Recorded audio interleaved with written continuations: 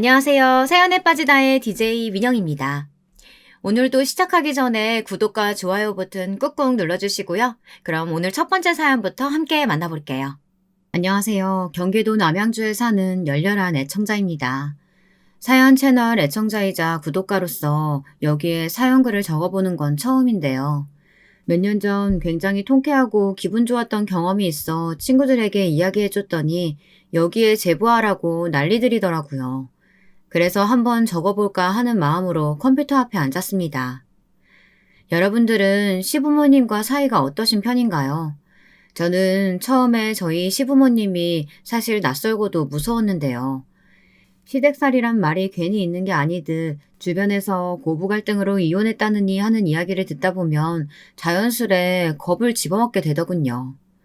그런데 가족이 되고 차차 알아가면서 이렇게 천사 같은 사람들이 있나 싶을 정도로 제가 복 많은 인생임을 알게 되었답니다.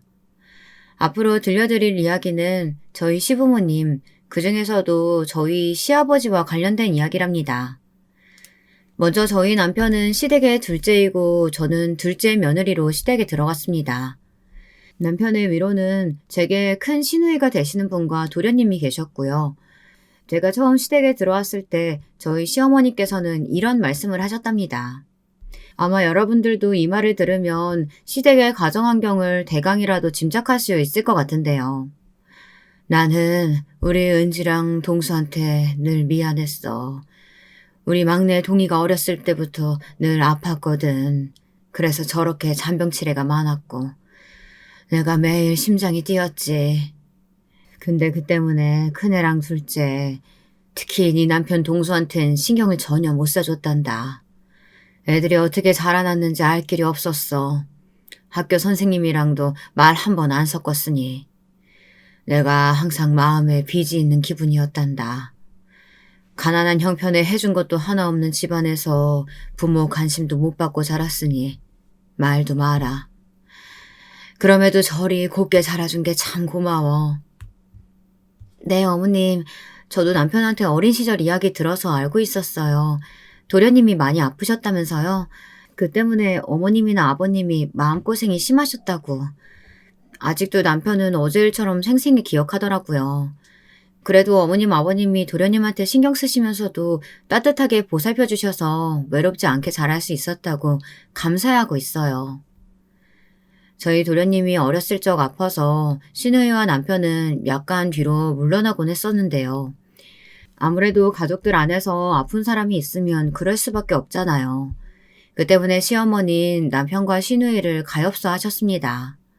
그리고 남편은 어려운 집안 환경을 일으켜보겠다고 어린 나이에 막노동이며 온갖 곳에서 구르며 돈을 벌어다 집에 갖다 바쳤다고 하는데요. 가족이 합심한 덕분에 시댁 집안이 일어날 수 있었지만 시부모님께선 그 부분에 있어 남편에게 마음의 빚이 컸던 모양이었습니다. 남편이 돈을 버느라 생고생하던 것을 시어머니께선 옆에서 다 지켜보셨거든요. 반면에 저는 친정이 유복했던지라 어렸을 때부터 부족함 없는 형편 속에서 자라왔다고 볼 수 있는데요. 친정 아버지가 큰 사업체를 여러 개 운영하셨기에 가난과는 거리가 먼 삶을 살았습니다. 하지만 물질적으로 정반대의 환경에서 자라왔다 해도 사람 보는 눈은 비슷하더라고요. 회사에서 남편을 처음 만났을 땐 뭐든 성실하고 책임감 있게 해내는 모습이 너무나 멋져 보였습니다. 10사람 몫을 거뜬히 해내면서도 생색내지 않는 사람, 그 사람이 남편이었습니다. 외모도 훈훈했던지라 뭇 여직원들이 남편에게 모두 눈독을 들이곤 했죠. 저는 진즉에 그것을 알고 대시를 했고 연애를 시작하자 결혼을 하자고 졸라댔고요. 나중에는 친정에도 선포하고 말았죠. 엄마, 나 결혼할래. 결혼하고 싶은 남자가 생겼어요. 뭐? 아니, 네가 무슨 바람이 불어서 갑자기? 집은 좀 사는 애고? 저희 친정엄마는 집안의 재력 수준부터 물으셨습니다.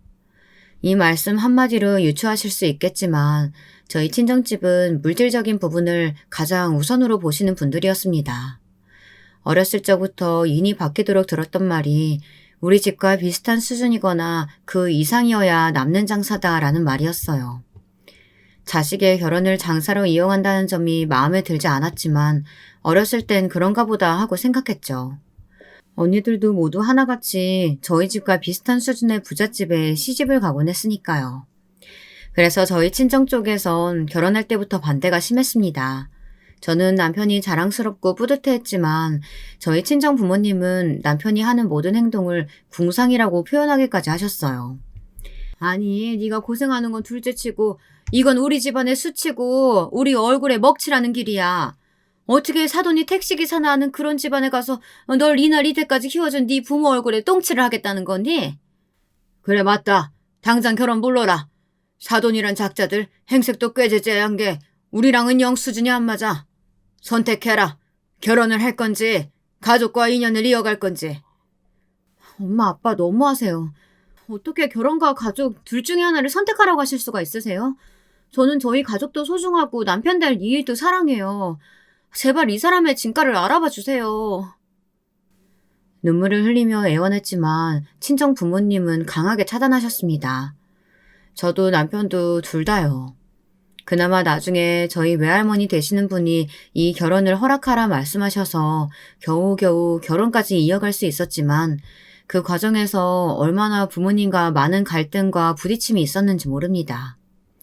아무쪼록 결혼을 하고 나선 저는 신혼생활을 이어가며 최대한의 행복을 누리고자 했습니다. 어렵게 한 결혼이니만큼 정말 행복하게 잘 사는 모습을 부모님께 보여드리고 싶었거든요. 그런데 정작 제게 가장 행복을 주셨던 건 남편보다도 저희 시부모니였습니다. 친정 부모님의 반대에 속이 상하셨을 텐데도 내색 한마디 없이 그저 귀한 며느리가 와줘서 고맙다고만 하셨죠. 내가 언제 이런 말 했던가? 이렇게 이쁜 아가씨 내 평생 처음 본다고. 우리 집에 며느리로 들어와줘서 고마워. 우여곡절이 많긴 했지만 다 잘 되려고 이런 일도 생기는 거다. 우린 그렇게 생각하고 있어. 같은 말이라도 다정다감하고 온화하게 말씀하시며 세심하게 챙겨주시는 모습에 제가 많은 감동을 받았습니다. 그리고 남편과 1년 정도 살다 시댁 근처로 집을 옮기게 되었는데요. 당시 시어머니께서 지병으로 한번 쓰러지신 뒤라 건강이 많이 걱정되었거든요. 처음부터 저를 따뜻하게 대해주신 시어머니에게 정성을 다하고 싶었습니다. 그래서 왔다 갔다 하며 살뜰히 챙겨드렸죠. 내가 챙겨줘야 하는데 이쁜 우리 며느리 손길을 받고 있으니 어른이 돼서 미안하네 그려. 고맙다 아가. 아니에요 어머님. 제가 당연히 해드려야죠. 제 부모님과 다름없는데요. 처음엔 저를 낯설어하던 시어머니도 어느샌가 남편보다 제 손길을 받는 걸 편안하게 생각하셨습니다. 택시기사로 일하며 하루하루 바쁘게 살아가시던 시아버지께서도 당신이 잘 보살피지 못하는 부분을 제가 들락거리며 반찬이며 집안일이며 챙겨드리니 너무나 고마워하셨습니다. 나는 며느리 복이 참 많은 것 같다. 우리 딸도 집사람도 모두 좋은 사람들 얻었다 생각하지만 이런 좋은 며느리를 얻을 줄은 몰랐어. 과묵하신 편이었지만 언젠가 아주 가끔씩 한 말씀 이렇게 던지실 때가 있는데요. 그 말이 제 마음에 잔잔한 파동을 일으키곤 했답니다. 그렇게 시부모님과의 사이는 점점 좋아졌죠. 그런데 신혼생활이 2년 정도 지났을 시점부터 제 마음속에 불안이 싹트기 시작했어요. 아이가 들어서지 않았기 때문입니다. 저는 아이를 얼른 낳아 다른 엄마들처럼 유모차도 끌고 아이와 함께하는 나날을 꿈꾸곤 했습니다. 남편도 애들을 좋아했던지라 저희는 결혼 직후부터 계속 아이 얘기를 해왔죠. 그러니 아이를 바라였던 저희 부부로선 참으로 조급하게 느껴지는 나날이었습니다. 무엇보다 친정 쪽에서 압박이 심했어요. 몸에 무슨 문제 있는지 당장 알아봐. 아니 여자가 애도 못 낳으면 그게 무슨 쓸모가 있겠어. 엄마, 내가 알아서 한데도 왜 자꾸 몰아붙여요. 내가 오죽 걱정이 되면 이러겠냐? 너 내가 지어준 약은 잘 먹고 있어? 오히려 친정 쪽에서 난리가 나서 검사를 받아봐라, 약을 먹어라 재촉했습니다. 언니들은 쑥쑥 잘만 나은 걸 왜 저는 안 되냐고 비난하셨죠. 그리고 역시나 또 하나 여기에 기름을 부은 사람이 있다면 저희 친정언니들이었습니다. 친정언니들은 하나같이 다들 잘난 형부들을 만나 결혼을 했는데요. 그런 것들을 꽤나 들먹이며 저를 한심해하고는 했거든요. 어렸을 적부터 줄곧 그랬습니다. 제가 성적을 못 받아오면 너는 커서 뭐가 될 거냐, 공장에 다니는 공순이나 될 거냐, 이런 식의 욕들을 하고는 했죠. 나나 우리 둘째 혜령이는 부족한 게 하나도 없는데 너는 왜 그렇게 뒤떨어지니? 우리는 최고 명문대 의대 가게 생겼는데 넌 아무래도 우리 집안 쪽 머리는 아닌가 보다. 지금 네 수준이면 전문대도 감지덕지 아니냐? 이를 어쩌면 좋냐. 아버지 난리 나실 텐데. 언니 말 잘 알겠고 내 험담 이제 그만 좀 해. 언니 말대로 내 머리는 여기까지가 한계야. 근데 하나뿐인 내 인생 내 멋대로 알아서 잘 살 테니까 언니들 인생이나 신경 써. 뭐라고? 이 기집애가 어디서 언니한테 으름장을 놓고 있어. 당장 아버지한테 말씀드려야겠다. 우리 집 막내 계집애가 버릇이 아주 안 좋다고. 이래서 시집이나 제대로 가겠냐고 말이야. 딸부잣집이던 저희 집안에서 수제 언니였던 큰언니, 둘째 언니, 그리고 막내인 저. 이 세 명 중 가장 뒤떨어진 사람은 저였는데요. 외모로 보나 성적으로 보나 두 언니들에 비해 떨어져도 한참 떨어지니 언니들은 툭하면 저를 두고 험담하며 자기들을 치켜세우곤 했습니다. 그런 언니들이니 뭐 좋은 말을 했겠어요. 나는 네가 좀 창피하다. 내 동생이지만 어디 가서 너 내 동생이라고 말하기도 쪽팔려. 대학도 이상한 데가 직업도 변변찮아. 그리고 남편이라고 데려온 사람은 입에 올리기도 창피해. 솔직히 네가 우리들만큼의 반만이라도 따라와서 봐라. 인생이 피고 팔자가 폈겠지. 네가 그 모양으로 사니 우리 집안 수준도 따라 기우는 느낌이라고. 근데 애도 못 낳고. 어쩜 네 인상은 그 모양이니? 친정엄마는 말리지도 않으셨습니다. 근데 이 무렵 시부모님께서 외려 저를 감싸주셨습니다. 아가, 괜찮다. 괜히 애 갖겠다고 무리하지 말고 그냥 하던 대로 지내렴. 나도 예전에 아기가 안 들어서서 꽤나 고생했었어. 그때 우리 시어머니에게 야단을 참 많이 맞았지. 그 시절 너무 서러워서 다음에 내가 며느리 보면 절대 그러지 않겠다고 혼자 스스로 다짐했어. 괜찮으니까 마음 급하게 먹지 말아라. 철웅이 너도 행여나 아가한테 재촉하지 말고. 네, 그럼요, 엄마. 당신 우리 엄마 말 들었지? 밤마다 울고 그러지 말라고. 응, 어머니 감사합니다. 감사하기는 당연한 걸 가지고. 여자가 애 낳는 동물도 아니고 애 못 낳으면 사람 취급도 안 하는 시대에 있었어. 근데 이제 그런 시대는 갔다고 본다. 나는 우리 며느리 네 건강이 제일 중요해. 알았지? 사람이 얼마나 다른 사람의 말에 따뜻함을 느끼고 영향을 받을 수 있는지 저는 그 시절 시어머니에게 다 배운 것 같아요.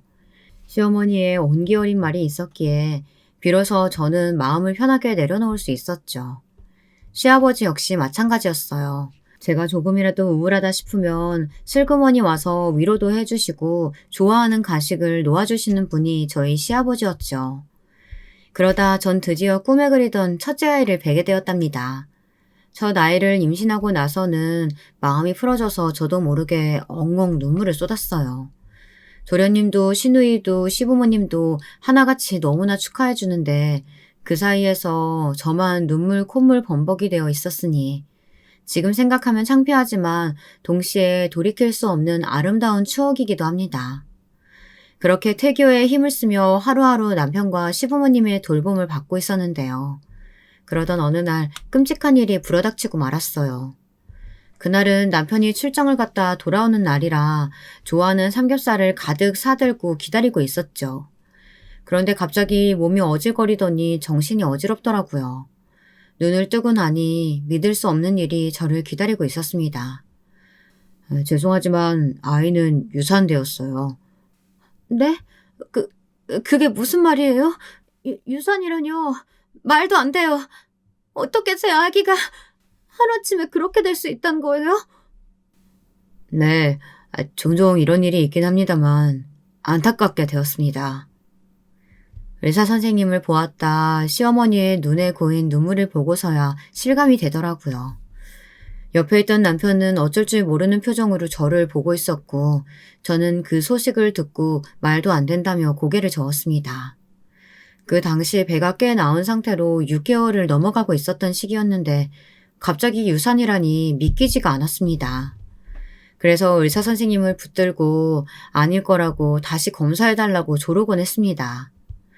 허나 이미 사라진 아이를 두고 다시 검사해봤자 다른 결과가 나오겠나요? 결국 저는 집으로 태어날 수밖에 없었고 아이를 잃은 슬픔에 차차 무너지고 말았습니다. 아마 유산의 경험이 있으시다면 아실 거예요. 단순히 아이를 잃은 것이 빠르게 무마될 슬픔이 아니고 육체적으로도 정신적으로도 상당히 힘이 든다는 것을요. 저는 그토록 염원하던 아이를 뱃속에서 잃었으니 그 슬픔이 더 강할 수밖에 없었죠. 문제는 제가 이것을 견디지 못하고 우울증 증세로 번져 하루 종일 무기력하게 있었다는 겁니다. 그리고 저희 친정엄마라는 분은 이걸 두고 지적질을 하기 바빴죠. 아이고 한심한 거사. 얼른 애 별 생각이나 해야지. 그러고 있으면 뭐가 해결되니? 아유, 나는 너가 낳았을 때부터 네가 잘하는 거 보면서 생각했다. 저렇게 나약해 빠져가지고는 애나 낳을 수 있을까?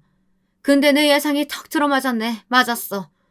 그러고 있지 말고 얼른 털고 일어나서 다시 노력할 생각을 해. 아님 네 언니들이라도 보든가. 얼마나 다 떵떵거리면서 애 낳고 잘 살고 있니? 친정엄마이지만 하는 말마다 너무나 얄밉고 독했습니다. 엄마가 내뱉는 말들이 다 화살처럼 날라와 다다다 꽂히더라고요.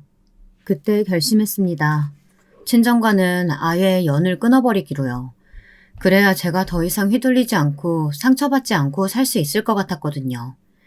그런데 어쩌면 친정 식구들도 이것을 바랬던 것인지 제가 어느 순간부터 연락을 끊어버리자 잘 됐다는 듯 기다렸다는 듯 내놓은 자식 취급을 하더라고요. 명절날 가지 않아도 연락이 없고요.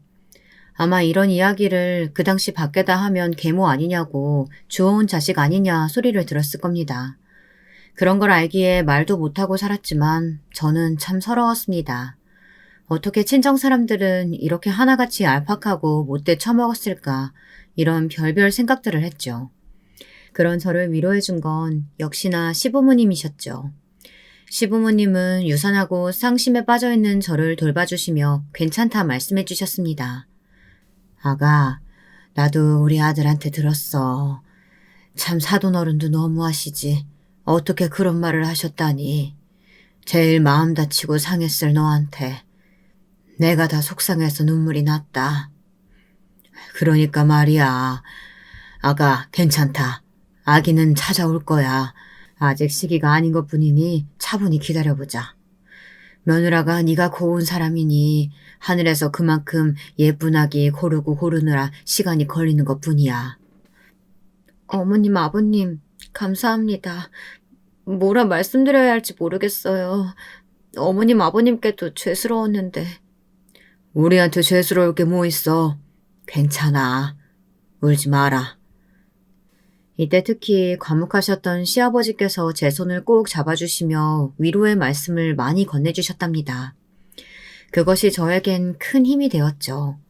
시부모님의 지지와 온기 덕분이었을까요? 저는 1년 후 드디어 다시 임신을 하게 되었고 이번엔 이쁜 아들을 낳게 되었답니다. 저희 아들은 어렸을 때 인큐베이터에 있었지만 자라나면선 점점 더 건강해졌습니다. 시댁의 사랑을 듬뿍 받아 그런지 말도 빠르게 배웠고 감정 표현도 풍부한 아이였어요. 그리고 새롭게 알게 된 사실이 하나 있는데요. 그때까지만 해도 몰랐는데 도련님이 상당히 아이를 좋아하시더라고요. 그래서 저희 애와 단란하고 소중한 시간을 많이 보내었습니다. 저에게 도련님은 그저 남편의 어린 동생, 시아버지를 닮은 말 수 없는 조용한 사람 정도였는데 아이를 낳고 나서 이렇게 다감한 면이 있다는 걸 처음 알게 되었답니다. 형수님, 저도 제가 아이를 이렇게나 이뻐하는 사람인 줄 몰랐어요. 근데 보고 있으면 그냥 계속 안아주고 싶고 돌봐주고 싶고 그래요. 제가 너무 유난이죠? 장가도 안 간 놈이. 아니에요. 그런 사람이니 도련님 와이프, 그러니까 제 동서될 사람은 복받은 사람일 거네요. 도련님이 육아 많이 도와주실 테니까요. 그나저나 만나고 있는 사람 있다고 하지 않았어요? 결혼 생각 없어요? 아, 그게 사실은 이거 형수님한테만 미리 말씀드리는 건데 아무래도 저 언젠간 결혼하게 될 것 같아요. 네? 정말요? 도련님이 결혼을 하신다고요? 어머, 세상에 누구예요? 도련님은 쑥스럽다며 나중에 확정을 짓게 되면 말해주겠다고 하더라고요. 워낙에 사생활을 중요시 여기는 도련님이라 저도 더 이상 캐묻지 않고 남편에게만 조용히 알렸죠. 남편은 궁금증을 못 참고 곧바로 물어보았지만요. 그렇게 저희는 도련님의 결혼 소식을 기다리고 있었습니다. 사실 저희 도련님 직업도 튼실하고 허우대도 좋고 인상도 괜찮은 사람인데 인연이 나타나지 않아 안타까웠거든요. 근데 자신이 먼저 결혼을 할 것 같다고 말하니 이건 빼도 박도 못하는 대형 사건이었어요. 하지만 그렇게 도련님의 결혼 발표 소식을 기다리고 있을 때 더 큰일이 터지고 말았습니다. 아직도 저는 이날을 생각하면 심장이 쿵쿵 뛰네요. 어쩌면 제가 유산했다는 소식을 들었을 때보다 저는 이날이 더 가슴 아프고 마음이 힘들었던 날입니다. 어느 날 시아버지께서 저와 남편을 조용히 부르시더군요. 시어머니는 안방에 들어가 계셨고요. 평소였다면 환한 웃음으로 저희를 맞아주셨을 뿐인데 홀로 안방에 들어가 계신 것이 조금 이상했습니다.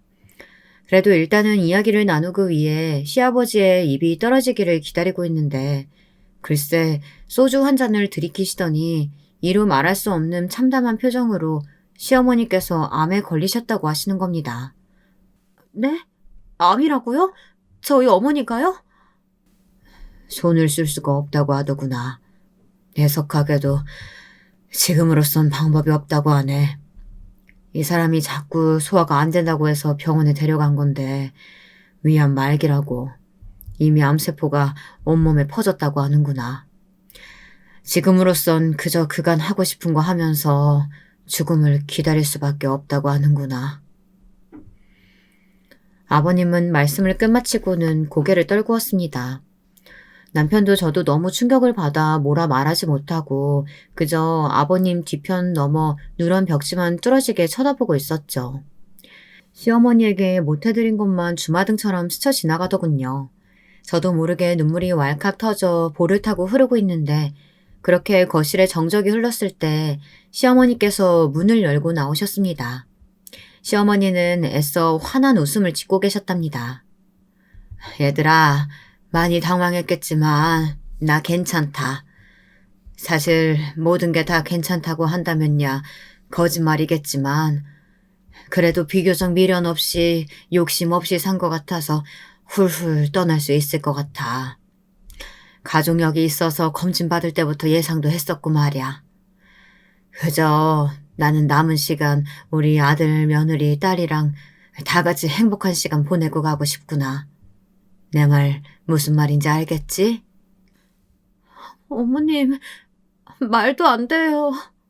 제 입에서 말도 안 된다는 말이 나간 건 그때가 두 번째였습니다. 하지만 어머님 뜻이 그러하니 저희는 어머님 소원대로 하고 싶은 것들을 하나둘 들어드리기로 했어요. 저희의 슬픔은 잠시 뒤로 하고 어머님이 미련 없이 떠나실 수 있도록 말입니다. 그런데 막상 시어머님이 원하셨던 게 굉장히 소박한 것들이었어요.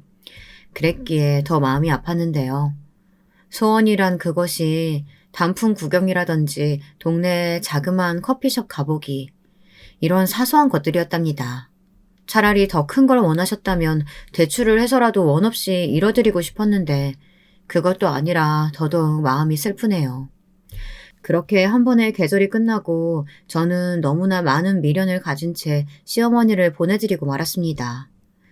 장례식이 끝나고도 시어머니가 이 세상에 없다는 건 믿을 수가 없었죠. 모두가 슬퍼하는 장례식이었지만 이때 장례식에서 도련님께서 다른 이유로 상심해 계셨는데요. 제가 생각지 못한 이유였습니다.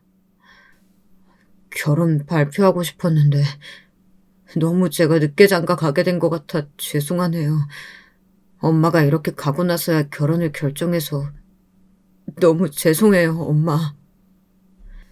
시어머니의 영정사진 앞에서 엉엉 울며 도련님은 이렇게 말씀을 하시더군요.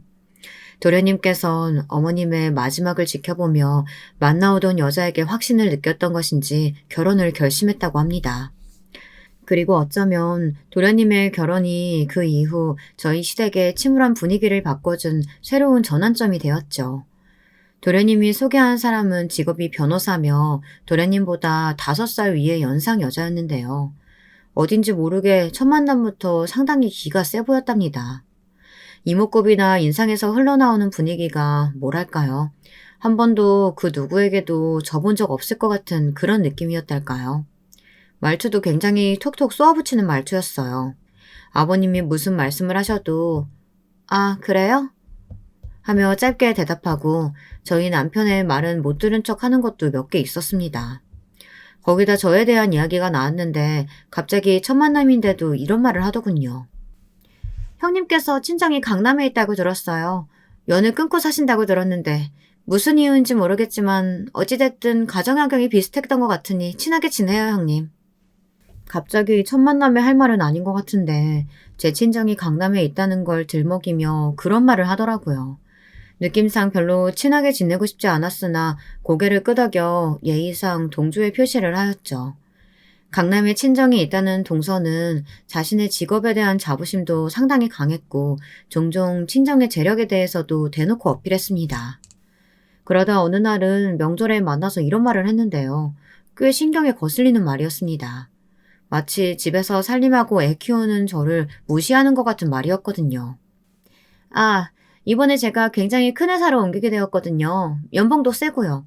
아마 이번 사건도 승소할 확률이 높아서 연봉이 더 오를 것 같아요. 그럼 더 좋은 회사로 가야겠죠? 역시 이래서 여자는 능력을 인정받아야 하나 봐요. 아마 전 가정주부 체질은 절대 못 될 것 같아요. 집에만 있으면 좀이 쑤시거든요. 얼른 나가서 일하고 싶어서요. 형님은 그런 생각 안 드세요?" 어, 나는 동서가 알다시피 내가 우리 아들이 힘들게 낳았잖아. 우리 아들이 잘 자라주고 행복하게 자라준다면야 더 바랄 게 없어. 나가서 일하고 싶다거나 하는 생각은 글쎄 별로 안 드네. 행복의 기준은 사람마다 다 다르니까. 행복의 기준은 사람마다 다르다. 아, 그런가요? 글쎄요. 전 그렇게 생각 안 하는데요. 형님도 겪어보셨으니 아실 거 아니에요. 친정이 부자라면서요. 돈 많고 능력 있으면 사람들이 저절로 붙고 없으면 그야말로 개밥 찬밥 신세 되는 건데 전 태어나길 부유하고 고급스러운 집안에서 자라 그런지 지금처럼 계속 능력 있는 여자를 살고 싶어요. 아이한테 제 인생 허비하는 거 딱 질색이고요.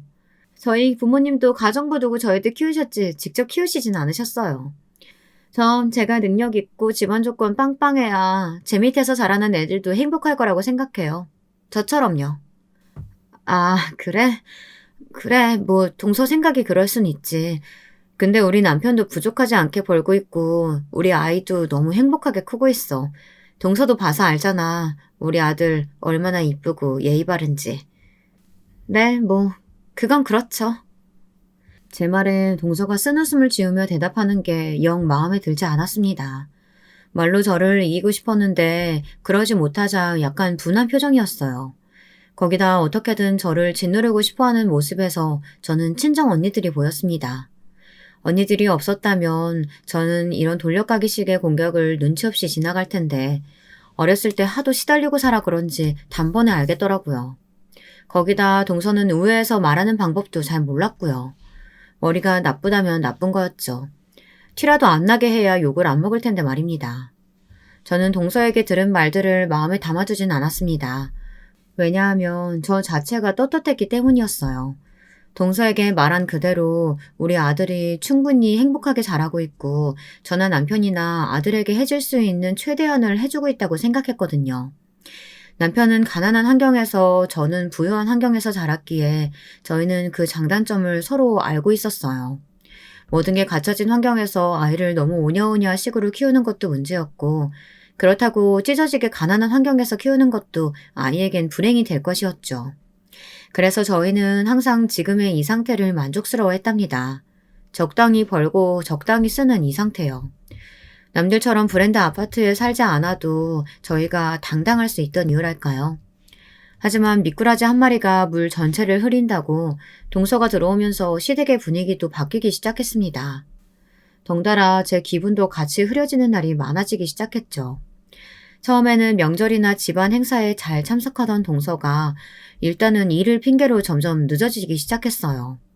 그도 아니면 심할 때면 아예 자기 친정부터 들렸다 와야 한다고 하면서 명절 끝물에야 나타나 얼굴만 비추고 5분 만에 쓱 가버렸고요. 남편이나 저나 자연스럽게 시아버지의 기분을 살피게 되었죠. 시아버지는 가뜩이나 시어머니를 먼저 보내고 홀로 되신 후로 외롭게 살고 계셨는데 동서의 이런 행동으로 마음이 상할까 걱정도 되었어요.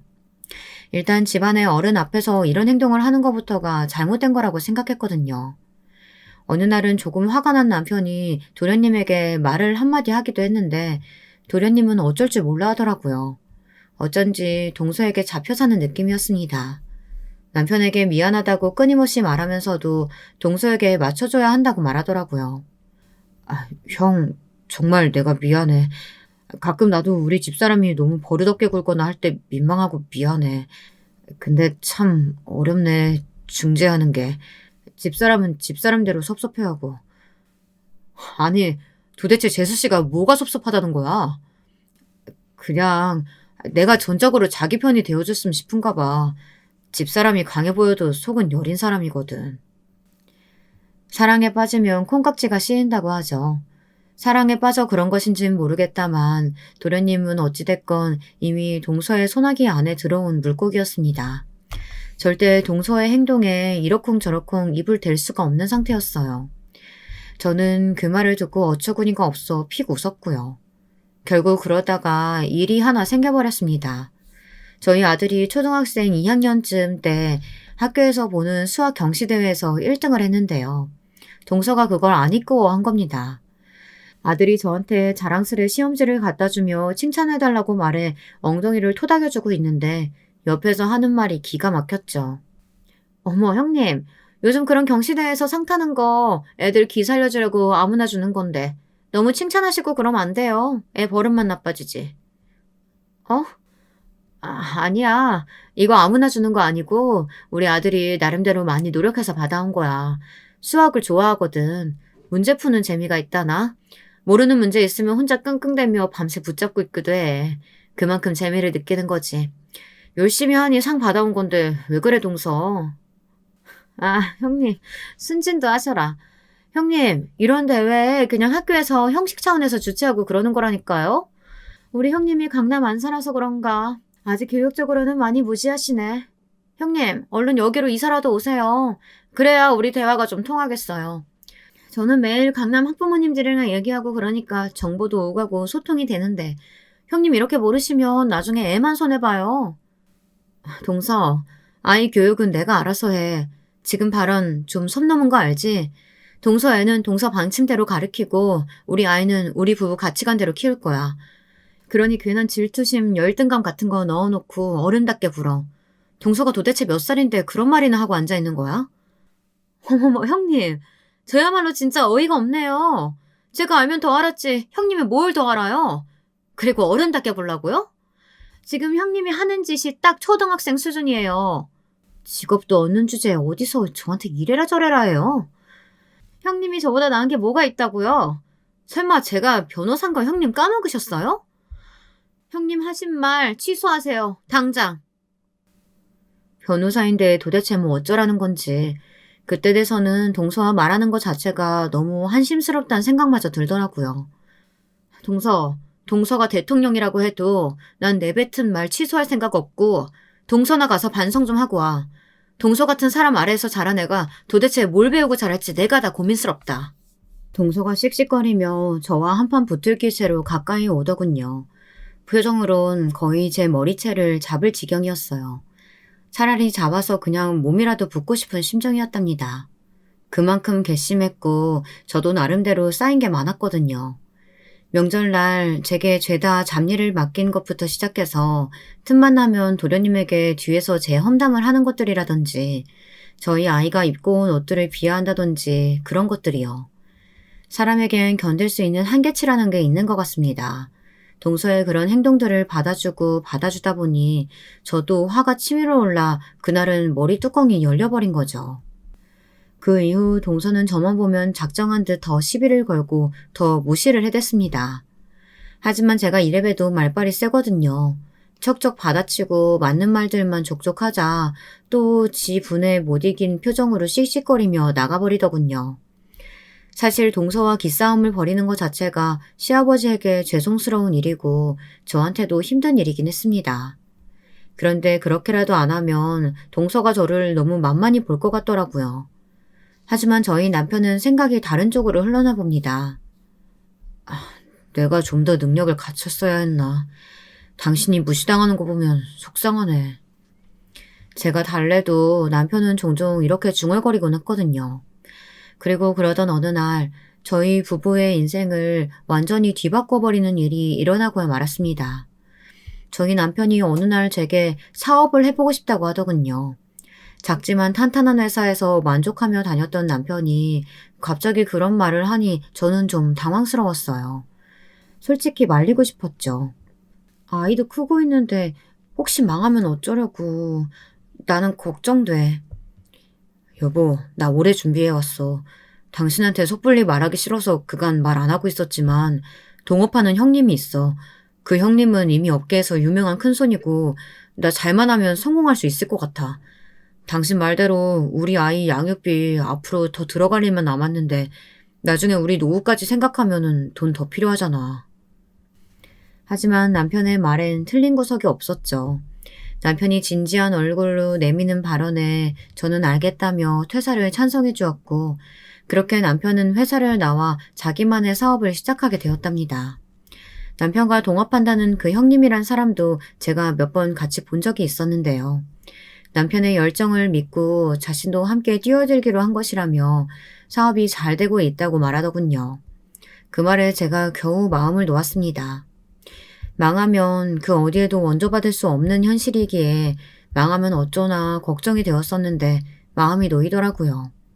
남편의 사업은 몇 년간 아주 호황이었습니다. 남편이 1년간 벌던 벌이가 2달 벌이가 되기도 하고 어쩔 땐 1달 벌이가 되는데 옆에서 지켜보던 저는 너무 신기하기도 하고 두렵기도 하고 그렇더라고요. 저희 친정 아버지도 사업을 하셨지만 제가 어렸기에 어깨 너머로 본 것이었기에 잘 모르고 있었는데 남편을 보니 새삼 느낌이 달랐습니다. 역시나 동서는 이걸 두고 또 질투를 했죠. 시아버지 생신날 남편이 돈을 잘 버니 마음먹고 꽤 큰 금액의 현금 선물을 해드렸는데 동서가 또 시비를 걸어오더라고요. 형님, 아주머님 사업 잘 되시는 건 들었는데 너무 무리하시는 거 아니에요? 저처럼 꾸준히 보수가 들어오는 것도 아니고 사업은 금방 흥했다 망하는 건데 말이에요. 그냥 걱정돼서 하는 말이에요. 여기선 제가 굳이 받아칠 필요 없이 이미 노련한 사업가가 되어 있던 남편이 멋지게 받아쳐 주었답니다. 변호사님께서 별 걱정을 다 하시네요. 제 걱정해 주실 필요 없어요. 이미 충분히 잘 벌고 있으니까. 아마 이번 달 수익이 제스씨 월급의 20배 이상은 될 테죠? 그건... 어머, 저도 잘 벌어요. 당시 저희가 강남으로 이사까지 가 살고 있었는데 그래서 동서는 더 시비를 걸고 싶었나 봅니다. 전 남편의 말에 꿀먹은 벙어리가 된 동서의 얼굴을 보니 속이 시원했습니다. 옆에 있던 도련님도 고개를 돌려 한숨을 푹 쉬는데 이젠 동서를 포기한 모양이었죠. 하지만 인생사 세웅지라는 말이 왜 있는지 정말 알겠더라고요. 어느 정도 아들도 크고 저도 나이가 들고 남편도 사업이 안정되어 이제는 모든 게 편안하다 싶을 때쯤 일이 터지고 말았습니다. 아직도 이 일을 생각하면 깊은 한숨이 나오네요. 이 일로 남편은 대인 기피증까지 생겨버렸고 저 역시 침체된 나날을 보내야 했습니다. 바로 남편과 함께 동업했던 그 형님이란 사람이 나쁜 방법으로 돈을 해먹고 해외로 날라버린 것이었죠. 거기다 남편의 회사 신용까지 완전히 무너뜨리고요. 믿고 있었던 거래처들에게도 외면당하자 남편의 회사는 천천히 파멸의 길로 들어서게 되었습니다. 그렇게 굳건하다고 믿었던 회사도 정말 하루아침에 무너질 수 있다는 그걸 전 몸소 체감했습니다. 남편은 순식간에 모든 걸 잃은 사람이 되었습니다. 잘 나가는 사업가에서 빚을 갚아야 하는 초라한 아저씨가 되어 있었죠. 마찬가지로 저 역시 당장이라도 일을 하지 않으면 하루 벌어 먹고 살 돈이 없는 처지가 되었고요. 마음이 아픈 것도 아픈 거지만 당장의 미래가 너무 막막했습니다. 다행히 아들은 많이 자란지라 걱정이 덜 되어 있는데 이 상태로라면 아들에게도 의지해야 할 상황이었습니다. 미안해. 뭐라도 해야 돼. 내가 아르바이트라도 일단은 뭐라도 해야 하니까 배달이라도 나갈게. 남편의 말에 울음이 치받쳐 올랐지만 저는 겨우 고개를 끄덕이고 저도 내일부터 식당 일을 나가겠다고 말했어요. 그렇게 해서 남편은 치킨집 배달 일을, 저는 설거지를 시작했습니다. 슬퍼할 겨를도 없이 정신없이 일만 했어요. 오로지 일에만 몰두해 얼른 시간이 가길 빌었죠.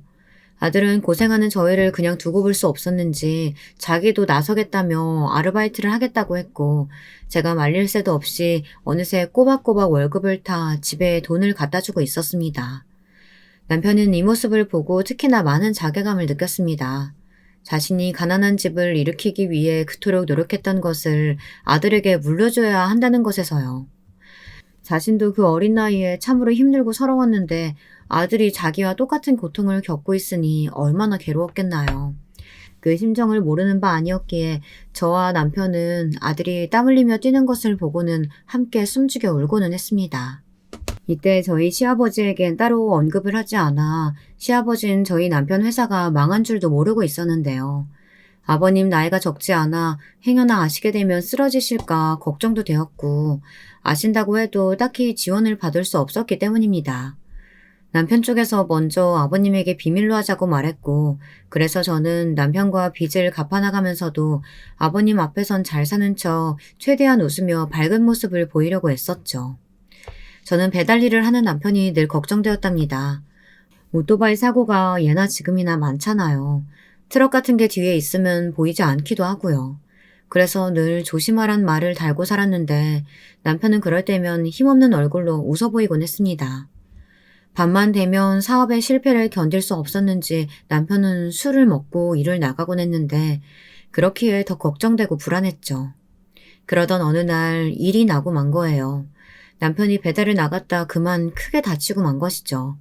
사고 소식을 듣고 아들과 함께 정신없이 달려갔는데 남편은 의식불명이었습니다. 수술이 끝나고 나온 의사 선생님의 얼굴도 어두웠어요. 일단 경과를 지켜봐야 할 것 같습니다. 그야말로 남편은 생사를 오가고 있었습니다. 저는 슬리퍼가 거꾸로 신겨진 것도 모른 채 병원 복도에 무너져 엉엉 울었고요. 며칠을 기다렸지만 남편은 자꾸 생에서 사로 넘어가고 있는 것만 같았습니다.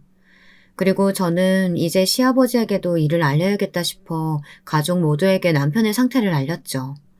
달려온 도련님과 시아버지 얼굴에선 놀람과 경악이 가득했습니다. 이게 어떻게 된 일이냐? 아가 오토바이 사고라니? 아버님 죄송해요. 제가 그간 말씀드리지 못한 게 있어요. 사실 저희 그이 사업이 안 풀렸어요. 사업이 망해서 저희가 빚을 갚고 있었어요. 뭐라고? 죄송합니다. 정말. 아버님께서 충격받으실까봐 말씀을 못 드렸어요. 그이가 오토바이로 배달 일을 하다가 그만 이렇게 된 거예요.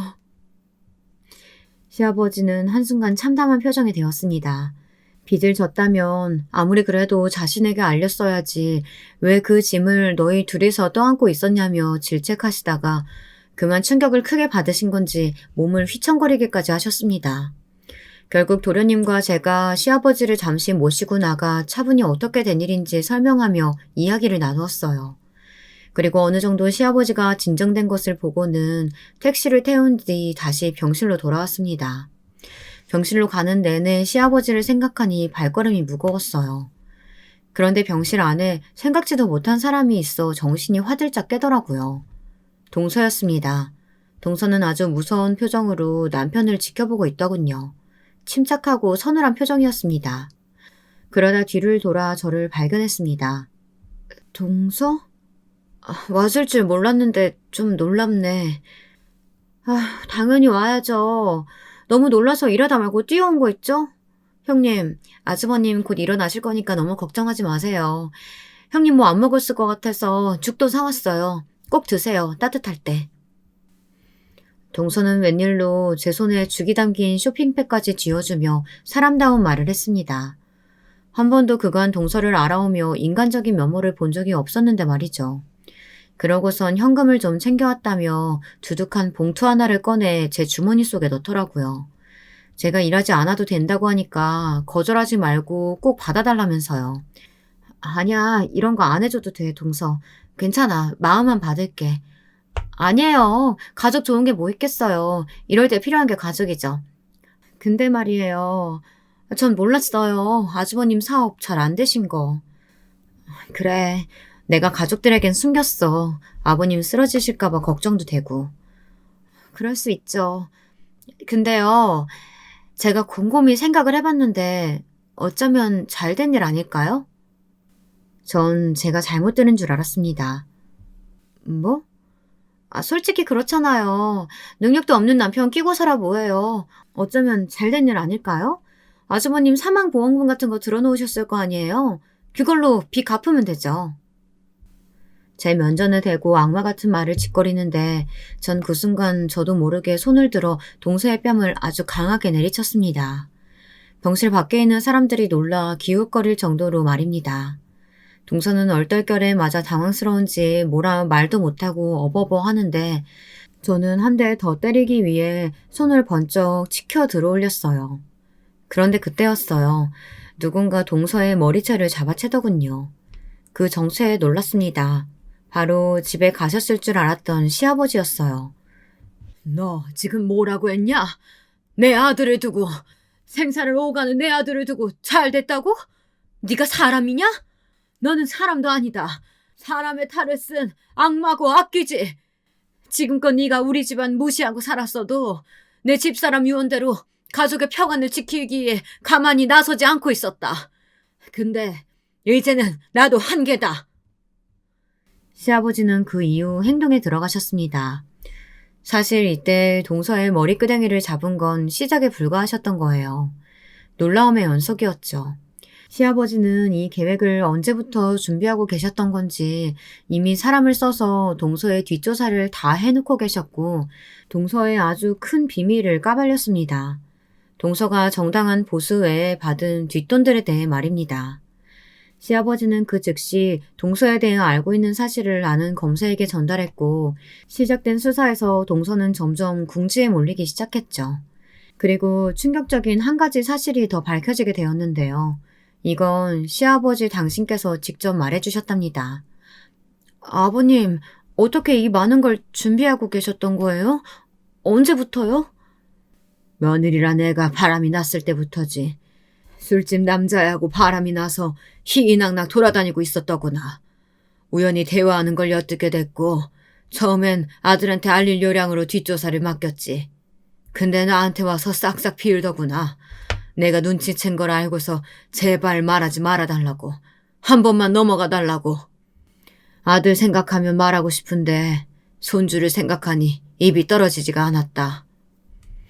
동서가 바람을 피고 있었더군요. 하여튼 나쁜 짓이란 나쁜 짓은 다 했더라고요. 그리고 그 사실을 몰랐던 도련님은 이번 일의 전말을 모두 듣고 나선 동서와 갈라서기로 했고요. 진즉에 그런 뱀 같은 여자랑은 갈라섰어야 했는데 너무 늦어버린 것 같아서 형수님께도 죄송합니다. 앞으로 남은 시간 제가 이 마음의 빚 갚으면서 살게요.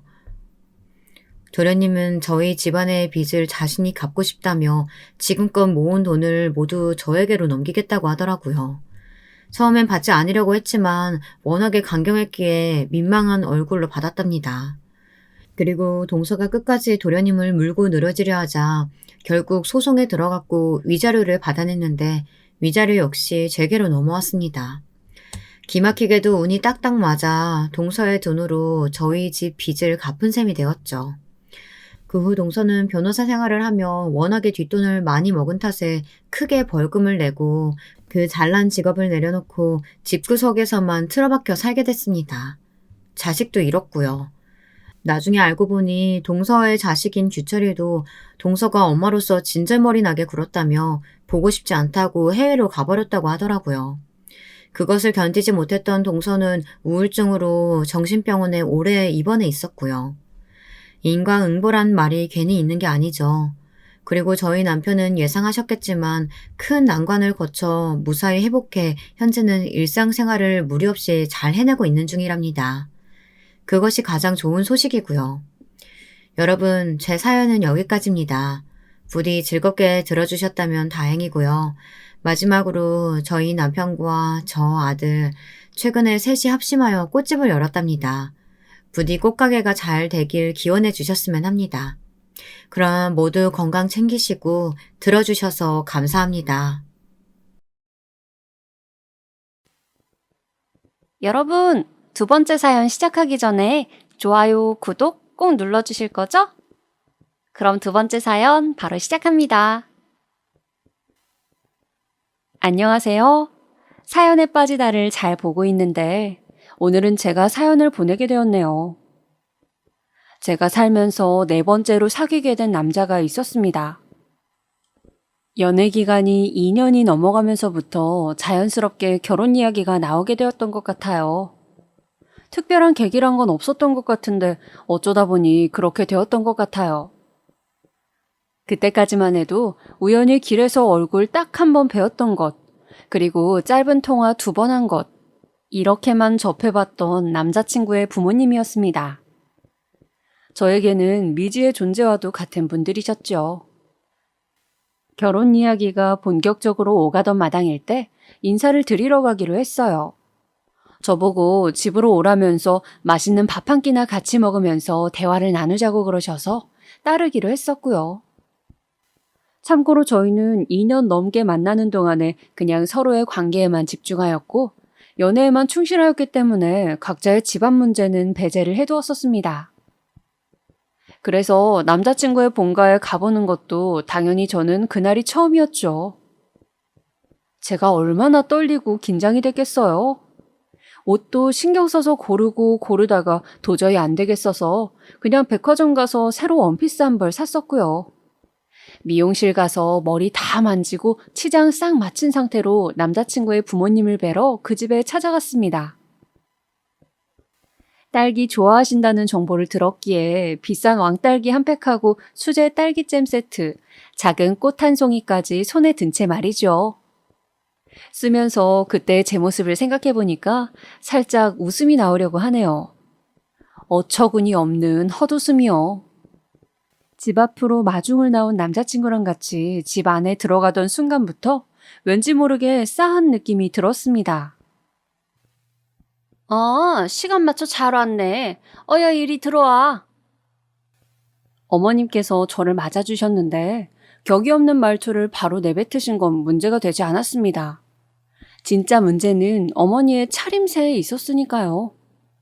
저건 누가 봐도 잠옷바지였어요.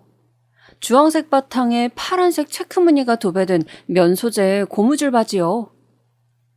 그리고 상의는 웬 까만색 골프웨어 반팔티를 입고 계셨는데 옷에 뭐 묻었던 자국이 바로 보이더라고요.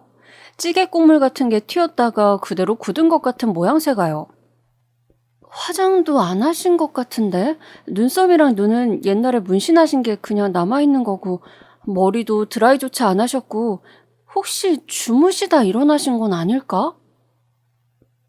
당황한 저는 그런 생각을 하면서 식은땀을 뻘뻘 흘리고 있었습니다. 전혀 상상조차 못해본 상황에 맞닥뜨린 것이었으니까요. 엄마, 이쪽은 내가 입이 닳도록 말해왔던 내 여자친구야. 남자친구가 싱글벙글 웃으면서 제 소개를 해주었는데 어머님께서는 제가 가져온 왕딸기와 딸기잼을 받아들고 확인하시기에 급급하셨습니다. 그래 오느라 고생했네. 일단 화장실 가서 손부터 씻고 부엌으로 와라. 기분이 싱숭생숭한데 어머니께서 그렇게 말씀하시니까 저는 당연히 정말 너무나도 당연하게 저녁 식사를 먹기 위한 단계라고 생각하며 따랐습니다. 그런데 부엌에 가보니까 이게 무슨 일인가요? 당근이랑 부추 좀 쫑쫑 썰어봐. 저런 것 정도는 할 수 있지? 나는 이거 김치찜 들여놓은 거 간 보고 상 차리고 할 테니까 알았지? 저는 정식으로 어머님을 뵌 게 그날이 처음이었는데 다짜고짜 저한테 재료를 다듬으라고 하시더군요. 이것들은 왜 썰어야 하냐고 여쭈었더니 계란말이에 넣어야 해서 그렇다고 하셨습니다. 이 시간이 되도록 뭘 하고 계셨다가 재료 준비를 지금 하시는 걸까? 그 순간에 속으로 정말 별별 생각이 다 들었습니다. 아무렇지도 않게 저한테 머리 좀 묶어라, 앞치마 좀 줄 테니까 당장 두르고 해라, 이런 말씀들을 하시는 어머님을 보며 어이가 없었지요. 남자친구는 그제야 식탁 위에 질비해 있던 잡동사니 치우고 행주로 식탁 닦고 그러더라고요.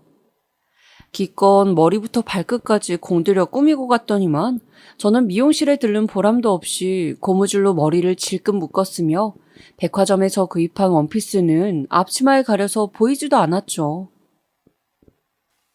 생긴 건 깍쟁이처럼 생겨가지고 칼질은 제법 한다. 근데 고기를 왜 안 먹는다니? 남들처럼 고기만 먹었어도 상 차리는데 힘이 반절은 덜 들었겠구먼. 제가 고기 섭취를 좀 멀리하는 사람이거든요. 원래 고기를 안 먹었던 건 아니고 23살에 호주로 여행을 갔다가 거기에서 반년 지내는 동안 채식주의자들을 만날 계기가 있었어요. 그러면서 채식에 대한 관심이 생겨서 많은 공부를 하게 되었고 점차 채식주의자의 길을 걷게 된 것이었죠.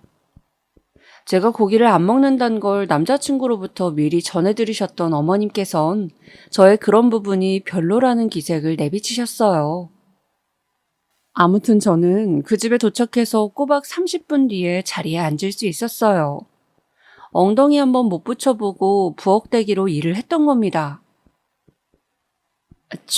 그런데 아버님께선 안 보이시네요. 분명 점심때까지만 해도 계시지 않았어요? 남자친구한테서 그렇게 들었기 때문에 집에 보이지 않는 한 분의 행방이 저는 당연히 궁금했죠. 그런데 아버님께서 갑자기 낚시를 하러 외출을 하셨다는 겁니다. 그 양반이 원래 그래. 가만히 있다가도 난데없이 벌떡벌떡 일어나서 어디를 가고 그래. 그냥 원래 그런 사람이니까 마음 쓸 것 없어. 어머님께서 호탕하게 말씀하셨지만 저는 속이 꽉 막히는 느낌이 들었습니다. 남자친구를 만나는 동안에는 전혀 짐작할 수조차 없었던 이 집안의 면모. 대체 어떻게 된 건가 의문이었네요. 얘기만 듣다가 오늘 이렇게 얼굴 보니까 좋네. 다음에 또 놀러와서 그땐 더 맛있는 거 해먹자고. 깔깔 웃으시며 인사를 건네신 어머님의 모습을 뒤로 한 채 그 집을 나오면서 정신이 막 아찔했어요. 내가 지금 무슨 일을 겪은 거지? 이게 아들의 친한 친구를 맞이하는 태도가 아니라 정말로 예비 며느리를 맞이하는 태도가 맞나? 사람이 너무 혼란스러우니까 되려 말문이 막히더군요. 자기 차로 저를 집까지 데려다주는 내내 남자친구는 제 눈치를 살피기 바빴습니다. 이윽고 조심스레 말을 꺼내더군요. 우리 엄마 되게 편한 어른이지? 절대 남한테 어렵게 구는 사람이 아니야. 그런데 내가 아까 보니까 우리 엄마가 너 엄청 좋게 본 모양이더라. 표정도 밝고 신이 난 것 같았어. 부엌일 부려먹기 좋은 만만한 애라고 생각하셨나 보네. 야, 무슨 말을 그렇게 해. 절대 아니야. 그건 네가 지금 오해한 거야. 몰라. 우리 결혼 그냥 조금만 더 생각해보자. 굳이 서두르지 말자. 제가 무덤덤하게 반응하니까 남자친구가 난리가 났어요. 자기가 다 잘못했다면서 다시는 그럴 일 없을 거라면서 어쩌고 저쩌고 떠들어대는데 저는 머리가 아파서 그날 더 대화를 하지 않았습니다. 집에 와서 곰곰이 생각을 해봤죠. 남자친구라는 사람 자체는 꽤 좋은 사람이었고 무엇보다 저랑 잘 맞았거든요. 이해관계에서 통하는 게 많아서 이게 너무 좋았고요. 그런데 결혼까지 하기에는 그날 겪은 게 너무 마음에 걸렸습니다. 머리 싸매면서 고민했어요. 그리고 저는 이쯤에서 사연에 빠지다에 계신 분들을 벌써부터 실망시키게 됩니다. 왜냐하면 그런 일을 겪어놓고도 몇 주 뒤에 결혼 진행을 하기로 결정했기 때문이죠. 제가 급성 장염이 왔는데 남자친구가 살뜰하게 보살펴줬던 것이라든지 결혼 이후의 생활에 대해서 그냥 의견이 잘 맞았다든지 하는 이유들이 있었지만 지금에 와서는 다 핑계일 뿐, 네, 제가 그냥 미쳤었던 겁니다. 어쨌든 결혼을 결심한 가장 핵심적인 이유가 있긴 한데 이건 뒤에 가서 밝혀드릴게요. 이듬해 남자친구는 남편이 되었고 그 문제의 어머님은 제 시어머니가 되셨습니다. 황당한 일을 겪고도 하게 된 결혼. 첫인상은 별로였을지라도 나중에 좋게 반전되는 사람들이 있지 않나요?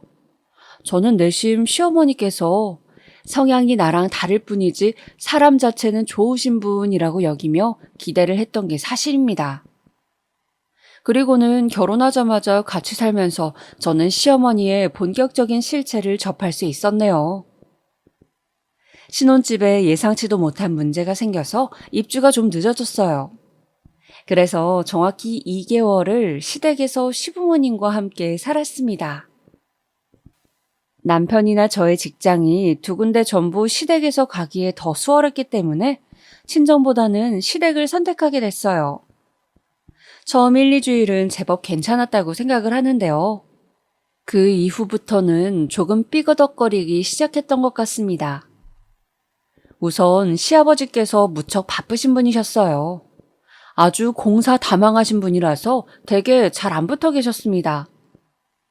어째서 제가 처음 이 집에 인사드리러 왔던 날에 부재중이실 수밖에 없었는지 알 것 같다거나 할까요? 그래서 저랑 부딪히게 되는 쪽은 시어머니가 유일하셨습니다. 제가 집에서 뭘 하든 은근하게 마음에 안 들어 하시는 기색이 역력하셨습니다.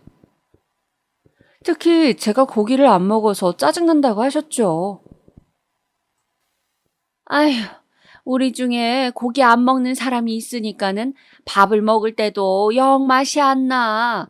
괜히 눈치만 보이게 만들고 말이야. 저는 시어머니의 말씀이 이해가 가질 않았습니다. 오히려 고기 먹는 입이 하나 없는 셈이니 식비를 절약하는 셈 아닌가요? 그리고 제가 시부모님이나 남편이 고기 섭취하는 걸 보면서 눈치를 준 적도 없었는데요. 보면서 먹고 싶은 생각도 안 들었고요.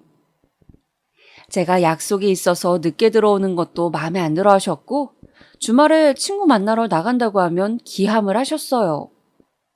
이제 막 결혼한 신혼부부라면 모름지기 주말에는 함께 시간을 보내야 하는 것 아니냐면서요. 그런데 남편도 자기 약속이 있었거든요. 왜 남편한테는 뭐라고 안 하고 저한테 따로 구시렁거리시는 건지. 그리고 남편이 나이 터울이 좀 나는 둘째예요. 위로는 형이 있고 당연히 결혼을 한 상태였습니다. 저한테는 아주버님 형님이 계셨던 것이죠. 멀리 다른 지역에 사셔서 저는 결혼 전에 그분들을 딱 한 번 배웠고 그 다음에 배웠던 게 결혼식장에서였습니다. 그래서 상상도 못했어요. 형님이란 분이 그렇게나 시어머니께 붙어서 알랑방귀를 끼어대시는 분이실 줄이야. 형님은 딱히 일 안 하시고 댁에서 애 돌보시거든요. 그래서 시간이 많았나 봐요. 시어머니랑 그렇게 통화를 자주 하시더라고요. 애가 깐깐한 구석이 있는 것 같더라. 내가 지금까지 겪어본 바로는 그래. 시어머니께서는 형님과 통화하시면서 저런 말씀을 하셨는데 제가 딱 들어보니까는 제 이야기더라고요. 그래서인지 형님은 저한테 알아서 어머님께 잘하고 잘 챙겨드려 이런 내용의 카톡을 종종 보내오셨습니다. 이런 점도 묘하게 신경 쓰이고 있던 판국이었는데요. 정말 대박이었던 건 시어머니께서 저랑 남편이 쓰고 있던 방에 자꾸 들락날락 하셨던 것이었습니다. 짐 위치, 옷 위치, 화장품 위치가 바뀌어 있으면 당연히 저는 눈치챌 수밖에요. 화장대 위에 뒀던 립스틱, 다음날 모처럼 그걸 발라보려고 뚜껑을 열었더니 웬 이물질이 묻어있는 게 아니겠어요? 도대체 이게 뭘까 생각하다가 정체를 알아차렸죠. 입술에 묻어있던 김, 바로 김의 흔적이었습니다. 제가 워낙 잘 먹어서 직접 김을 잔뜩 사다 뒀었는데 정작 시어머니께서 그걸 참 잘 드셨더랬죠. 그런 거랑 밥을 먹으니까 고기를 안 먹는 거 아니냐면서 핀잔 주실 땐 언제고 저 몰래 김을 항상 꺼내 드셨습니다. 바로 그 김이 분명했어요. 저 어머님, 죄송한데 혹시 제 립스틱 쓰셨나요? 어? 립스틱이라니 무슨 소리니? 화장대 위에 있는 립스틱이요. 지금 열어보니까 김자국이 묻어있던데 누가 봐도 어머님이 묻히신 것 같아서요. 너무 짜증나서 캐묻지 않을 수가 없었습니다. 그랬더니 시어머니는 펄쩍 뛰시면서 분홍색이 고와 보이길래 잠깐 발라본 것 가지고 왜 득달같이 따지냐는 둥, 굳이 김 묻은 이야기는 왜 하냐는 둥, 오히려 저를 혼내셨습니다. 그리고 이튿날에는 형님으로부터 카톡이 또 와 있었죠. 천년만년 어머님 아버님 모시고 살 것도 아닌데 지내는 동안에는 여유로운 마음으로 두 분을 모셨으면 해. 분명 그럴 수 있는 사람이라고 믿어. 파이팅! 분명히 시어머님께서 형님께 상황을 나누신 것이었죠. 그 일 이외에도 제가 가계부 쓰려고 모아뒀던 영수증을 시어머니께서 멋대로 버리신 것. 왜 그러셨냐고 여쭤보니까 쓰레기인 줄 알았다고 당당하게 나오셨죠. 제가 새로 산 속옷, 저 출근한 사이 펼쳐보셨는지 계집 모양이 달라져 있더라고요. 매일 그런 게 눈에 보이니까 너무 스트레스였어요. 남편도 이 부분에선 짜증이 났더라고요. 단기간 얹혀 사는 것이긴 해도 엄연히 그 방은 부부의 영역이었는데 시어머니께서 자꾸만 멋대로 침범하셨으니까요. 그런데 아무리 말씀을 드려도 그 방에 매일 들어오셔서 이것저것 손을 대셨습니다. 그래서 결국은 그 방문을 잠그고 다녔어요. 방문 열쇠를 저랑 남편이 소지했고요. 출근할 때마다 잠그고 간 거죠. 저희가 오죽하면 그랬겠나요? 그러기를 딱 사흘이 지났을 때였습니다. 너네 문은 도대체 왜 잠그고 지내니? 너네 무슨 죄 짓고 사는 거니? 시어머니께서 굉장히 빈정상하셨다는 표정으로 말씀하셨죠. 엄마, 우리가 우리 둘이 쓰는 방을 잠그든 말든 그게 엄마랑 무슨 상관이야? 방문고리 잡아서 돌려보지 않는 이상 그게 잠겼다는 것도 모를 텐데 우리 없을 때마다 자꾸 확인해 본다는 거야? 그러지 좀 마, 제발. 남편도 화가 났는지 정말 지긋지긋하단 내색을 숨기지 않았어요. 그랬더니 시어머니께서는 상처받으셨다면서 저희 두 사람을 흘겨보셨습니다. 그날 그리고 그 다음 날은 아예 저희한테 말도 안 거시더라고요. 저희가 먼저 말씀을 드리면 건성으로 대답만 해주셨고요.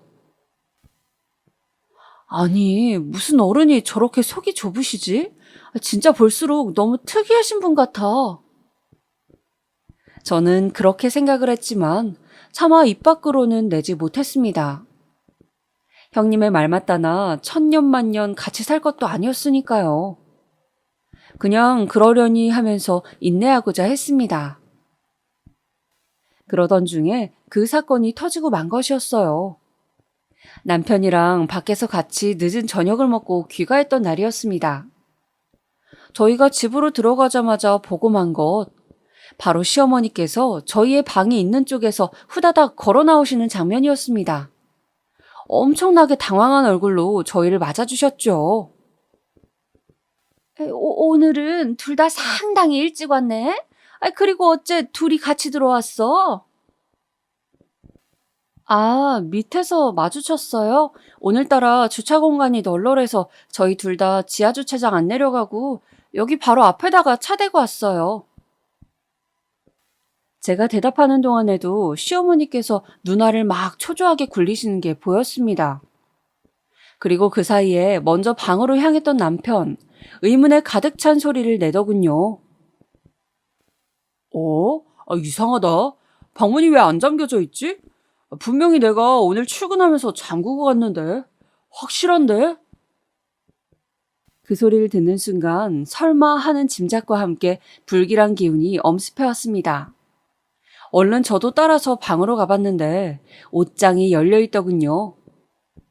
남편은 방에서 한숨을 크게 내쉬고 있었고요. 저희가 없을 때 시어머니께서 방에 들어가 이것저것 또 뒤져보신 겁니다. 어머님, 이거 방문 어떻게 여셨어요? 원래 이 방문 열쇠는 2개밖에 없는 걸로 아는데 2개 다 저희가 가지고 있고 혹시 새로 열쇠를 맞추셨다거나 그러신 건 아니시죠? 제가 혹시나 해서 여쭤봤는데 시어머니께서 얼굴에 열이 오르신 채로 아무 말씀도 못 하시는 거예요. 남편도 진짜 깜짝 놀라고 어이가 없었는지 옆에서 계속 헛웃음만 치고 아니 그러니까 내가 방문 좀 잠그지 말라고 했니 안 했니? 너네가 먼저 나를 속 답답하게 만들었으니까 내가 이러는 거 아니니? 이윽고 시어머니께서는 사과는커녕 되려 당당하게 나오셨습니다. 그때 너무 열이 받았네요. 어머님, 아무리 그래도 이건 정말 아니라고 생각하지 않으세요? 이건 비정상적이라고요. 왜 남의 영역에 그렇게 집착하면서 관심을 못 끊으시는 거예요? 저희 입장에서는 너무 불편하다 못해서 이젠 불쾌합니다. 뭐야, 너 어쩜 이렇게 말을 심하게 하니? 너는 내가 조금도 어렵지 않은가 보구나. 할 말 못할 말 전혀 구분도 안 하네. 시어머니께서는 씩씩거리시더니 안방으로 들어가서 문을 세게 닫아버리셨어요. 남겨진 저랑 남편은 동시에 한숨을 쉬어댔고요. 그 순간 공통적인 생각을 하고 있었습니다.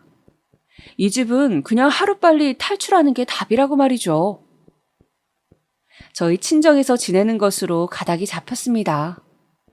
친정 부모님께는 있었던 일을 절대 그대로 말씀드릴 수가 없어서 신혼집 생활하기 전에 공평하게 양가 집에서 한 번씩 다 지내보고 싶었다는 핑계를 댔습니다. 친정에서 일주일가량 머무르는 동안 정말 편했어요.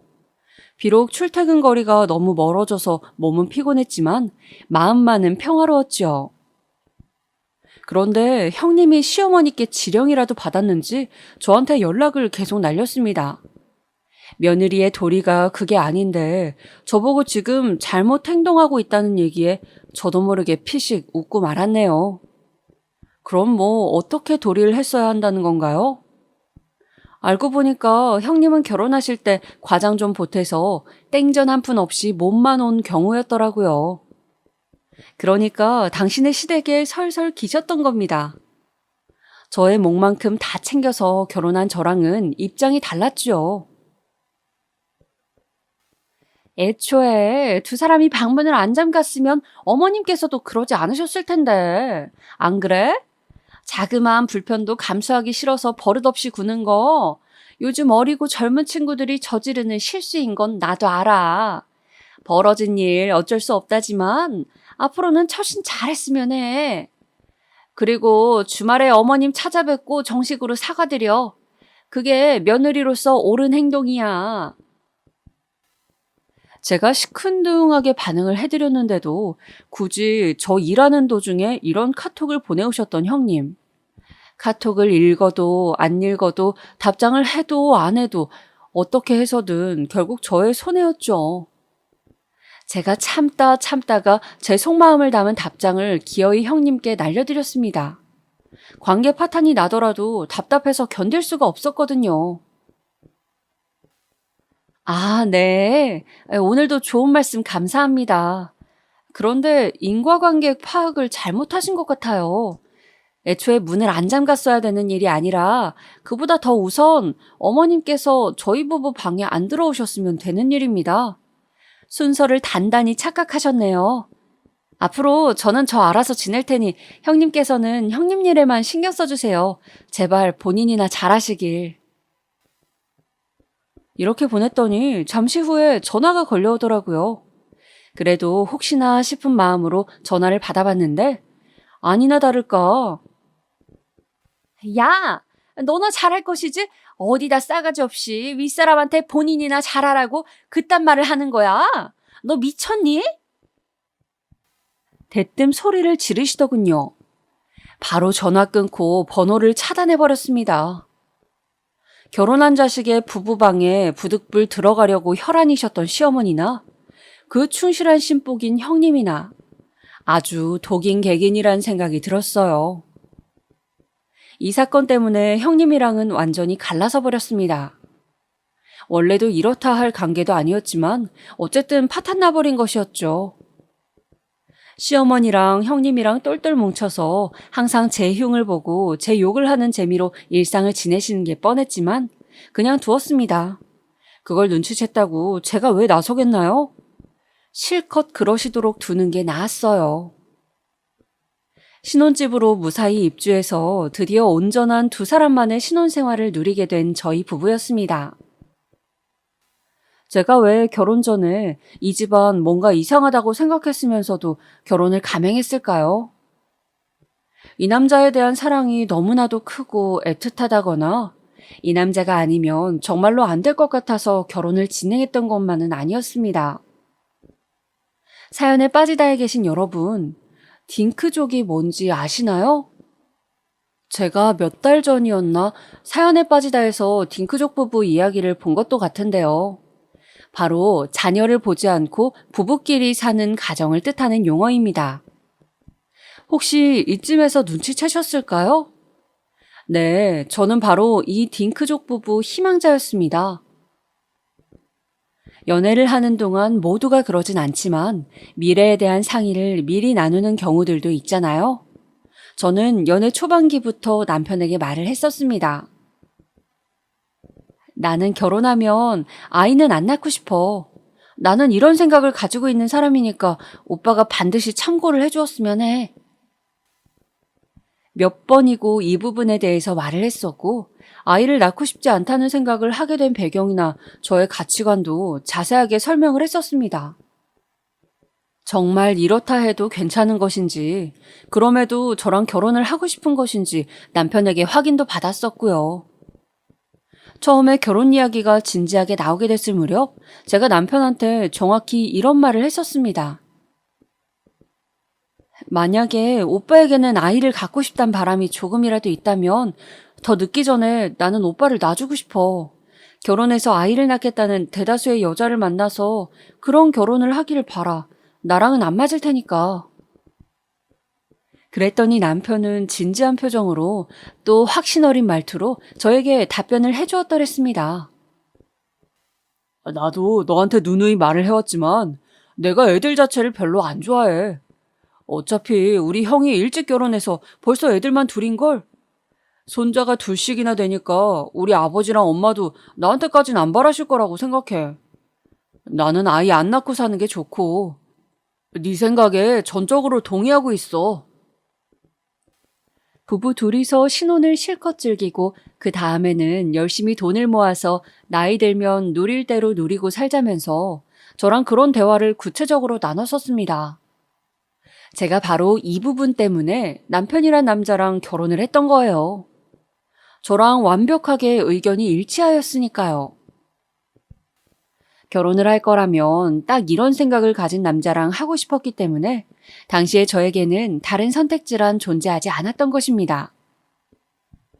나중에 시간이 흘러서 남편의 마음이 변한다거나 시댁에서 이세를 강요한다거나 할까봐 걱정되니까 저는 이 부분을 맹세하겠다는 서류까지 받아내려고 했었네요.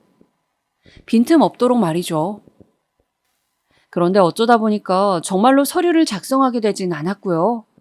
결혼하면서 저희 친정 부모님께 이세 계획은 없다고 말씀을 드렸어요.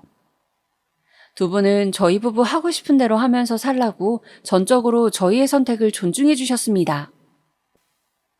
제가 워낙 아이를 낳지 않겠다고 미리 말을 해온 영향도 컸었고요. 시댁에는 결혼 직전에 조심스레 말씀을 드렸었는데 남편의 추측대로 이미 손자를 2명을 보셔서 그런지 큰 미련은 없으신 듯 보였습니다. 시아버지께서는 처음엔 아무리 그래도 어떻게 자식을 전혀 안 낳고 살 생각을 벌써부터 하고 결혼을 한다는 건지. 말세다, 말세야. 이런 반응을 보이셨지만 금세 의견을 바꾸셨어요. 상관하고 신경 쓰기에도 귀찮다. 그냥 둘이서 알아서 잘 살기만 해라. 워낙 공사 다망한 분이신 덕분에 하다 자식 부부의 이세 문제까지 신경을 꺼버리시게 된 것입니다. 웃기면서도 슬프다는 표현은 바로 이럴 때 쓰는 게 아닐까 싶네요. 문제는 시어머니셨는데요. 뉴스에서 자식 안 낳고 사는 부부들 문제를 다룬 걸 보신 적이 있다면서, 그런데 그게 왜 하필 당신네 아들 며느리 부부가 해당되냐며 어이없어 하셨어요. 결혼한 지 오래됐지만 아직도 이세 소식이 없는 모 연예인 부부 이야기도 거론하셨고요. 하지만 그 완강했던 기색은 금세 사그라들었죠. 아이고, 내가 생각해보니까 이미 내 손자애들도 이미 있는 데다가 걔네가 워낙 잘 커주고 있고, 그리고 내가 슬슬 허리 통증, 고질병이 재발하고 있는데 새로 애기 생기면 내가 어찌 봐준담? 이런 말씀을 중얼거리신 걸로 보아선 현실적인 생각을 하시다가 타협을 보신 듯 하였습니다. 결혼하고 나서 다른 문제들이 자잘하게 터졌을지언정 이런 이세 갖는 문제로 힘든 적은 그래서 없었어요. 아예 이세 계획이 없다면서 못 박아놓고 시작했던 결혼이다 보니까 애는 언제 가질 거냐는 소리를 안 들었던 게 우선은 가장 좋았고요. 친척 어른분들도 그런 말씀들을 안 하셨어요. 어차피 저희 부부는 계획 없다고 미리 말을 다 해놓았으니 저희를 보고 별 말씀들 계속 안 하셨죠. 저랑 남편이 둘이서 지내는 동안 때로는 감정적으로 싸우기도 했고, 어느 때는 정말 이 순간 배우자 없이 그냥 나 혼자였으면 홀가분했을 텐데 이런 생각이 드는 순간들도 있었습니다. 하지만 단 둘이기 때문에 서로 의지가 되었다고 생각해요. 남들은 아기 낳아서 육아에 신경 쓰고 어마어마한 돈을 들일 때 저희 부부는 오롯이 저희에게만 돈을 쓰면서 꽤나 넉넉하게 각자 취미생활도 누릴 수 있었습니다. 집에 아기가 없으니까 늘 청결하고 깔끔하게 유지하는 게 쉬웠고 자유로운 시간 관리도 가능했어요. 자, 그런데 이제 저의 앞에 영원한 평화란 없다는 사실이 곧 드러나게 됩니다. 남편이랑 둘이 시댁에 가서 같이 저녁을 먹던 때였습니다. 미리 말씀드리자면 시댁에 자주 가지 않았어요. 결혼하자마자 시댁에서 살던 때에 시어머니께서 저희 부부의 방에 자꾸 무단 침입하셨던 그때 이후로 대면대면 했었고요. 제가 형님이랑 정면으로 부딪히고 난 이후로는 시어머니께서는 저한테 개인적인 연락도 최소한으로 하셨습니다. 그래서 시댁과의 왕래를 아주 적다고 할 수 있었으며 그냥 적당히 관계 유지하면서 지냈던 것 같습니다. 그런데 이날은 왜 저녁을 먹으러 갔던 것이냐면 시아버지께서 친구분들이랑 새벽 등산길에 나서셨다가 크게 다치셨어요. 3주 입원을 하셨다가 퇴원을 하신 주말이었기 때문에 저희가 가본 것이었죠. 아무튼 무난한 분위기 속에서 저녁 식사가 막바지에 이르렀을 때쯤이었습니다. 아휴, 이 양반이 이제는 건강이 예전 같지가 않아서 걱정이 이만저만한 게 아니야. 손주라도 새로 보면 활력이 생길 것만 같은데. 시어머니께서 난데없이 이런 말씀을 하시는 거예요. 저를 힐끔힐끔 쳐다보시면서 말이에요. 시아버지께서는 다리를 다치신 것 뿐이었는데 갑자기 건강이 예전 같지 않다는 말씀을 하시는 건 너무 지나친 비약이 아니었나 싶네요. 저는 너무 당황스러워서 옆에 있는 남편을 눈짓했는데 아무 반박도 안 하고 그냥 식사를 마저 하고 있는 거예요. 식사 내내 한마디는 하셨을까 싶은 시아버지께서도 입을 여시면서 많은 거 바람하지 않는다. 그저 덜도 말고 더도 말고 딱 하나만 낳거라. 이렇게 참견을 하시는 것에 정신이 다 아찔했습니다. 시어머니께서는 아들이 아니라 딸을 낳아도 괜찮다고, 손자는 이미 둘 봤으니까 손녀도 하나를 보면 좋겠다면서 들뜬 목소리로 계속 주절대셨죠. 듣는 내내 숨이 턱턱 막혀왔습니다. 말씀 중에 정말 죄송하지만요. 아버님, 어머님, 저희는 결혼 전부터 아이 갖는 문제에 대해서 충분한 대화를 나눴습니다. 상의가 완전히 끝난 이야기예요. 일찍이 저희가 아버님, 어머님께도 이 부분 정확하게 말씀을 드렸었고요. 그때는 분명히 저희 두 사람의 의견을 따르겠다고 그렇게 말씀해 주신 거 아니었나요? 제가 아주 조심스러운 말투로 얘기를 드렸죠. 그랬더니만 시어머니께서 젓가락을 밥 공기 위로 챙 하고 세게 내려놓으시더니 저한테 화를 막 내시는 겁니다. 그때랑 지금이랑 상황이 어떻게 똑같겠니? 너는 네 시부모가 하루가 다르게 늙어가고 있는데 이런 건 생각도 안 해보고 있는 거니? 주변 사람들은 모두 손주 보는 재미로들 산다던데 우리는 가까이 사는 자식 부부가 애들 안 낳겠다고 하니 영 살맛이 안 난다. 아직 시부모님 정정하셨습니다. 60대는 이제 할아버지 할머니가 아니라 아저씨 아줌마라고 여기는 세대인데 하루가 다르게 늙어간다고 이유를 내세우시니까 좀 어리둥절하더라고요. 저희가 손주를 안겨준다고 해서 시부모님 두 분의 노화가 늦춰지는 것도 아닌데 말이죠. 아니, 나는 살다 보면 너네가 품은 그 고집이 꺾일 줄로만 알았지. 설마 계속 고집을 피울 줄은 내가 몰랐네? 갑자기 말씀이 바뀌신 시부모님의 태도에 놀랐지만 그 상황에서 아무 말도 못하고 가만히 밥만 먹고 있는 남편을 보면서 훨씬 더 많이 놀랐습니다. 자동으로 분노가 끓어오르더라고요. 일단은 너무 갑작스러워서 생각의 정리가 필요할 것 같다고 시부모님께는 그렇게 둘러댔습니다.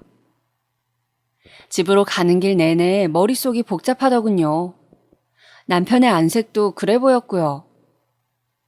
우선 집으로 와서 옷부터 갈아입고 차분하게 남편과 대화를 나눠봤어요. 우리가 결혼 전부터 이세는 안 갖겠다고 충분히 논의가 되었던 이야기인데 오늘 아버님이랑 어머님이랑 두 분 다 갑자기 그런 말씀을 하시니까 너무 당황스러워. 나는 이해가 안 돼. 손주가 새로 보고 싶으실 수도 있지. 그리고 꼭 그 당시에 아이를 안 가지기로 했으면 계속 안 가지는 게 맞는 거야? 사람 생각이라는 게 살다 보면 변할 수도 있는 거잖아. 너는 왜 그렇게 아기를 낳기 싫어하는 건데? 그 이야기는 내가 결혼 전에 우리 연애하던 시절에도 실컷 했잖아. 그래서 지금 뭐 하자는 거야? 아이를 갖자는 거야? 우리 부모님들께 효도하는 것도 되고 내가 주변 사람들 보니까 아이를 낳고 키우는 게 힘들고 돈은 들어가도 그 이상으로 보람을 느끼는 것 같더라. 아이의 존재 자체로 행복이래. 부부의 결속력도 아이로 인해서 높아진다 그러고. 우리가 아이를 낳는 거랑 부모님께 효도하는 걸 왜 연결시켜? 우리 결혼하기 전에 나한테 그랬었잖아. 아이를 안 갖겠다는 생각이 확고하다고. 그때는 그럼 왜 그랬던 거야? 왜 그렇게까지 나한테 확신을 줬던 건데?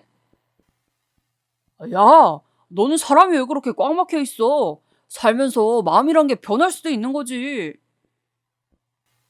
남편의 얘기를 듣는 순간 저는 뒤통수를 한 대 맞은 듯한 기분이 들었습니다.